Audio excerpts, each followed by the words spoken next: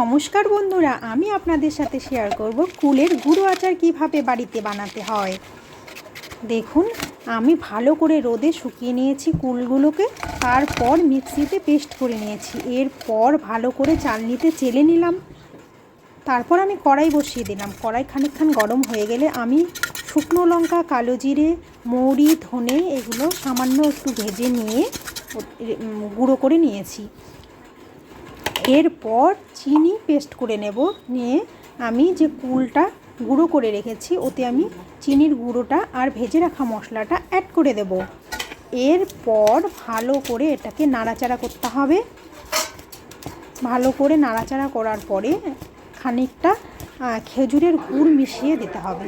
দিয়ে আবার খানিকটা নাড়াচাড়া করতে হবে। এরকমভাবে ভালো করে মিশিয়ে নিতে হবে কুলের গুঁড়োর সঙ্গে। এটা একবার বানিয়ে খাবেন বন্ধুরা বাড়িতে, খুবই টেস্টি হয়, দুর্দান্ত স্বাদের, কিন্তু ভীষণ ভালো লাগবে এটা বানিয়ে খেলে। আর এটা অনেক দিন পর্যন্ত আপনারা স্টোর করে রাখতে পারেন। Thank you. ভালো লাগলে অবশ্যই কমেন্ট করবেন, সাবস্ক্রাইব করে দেবেন আমার চ্যানেলটিকে।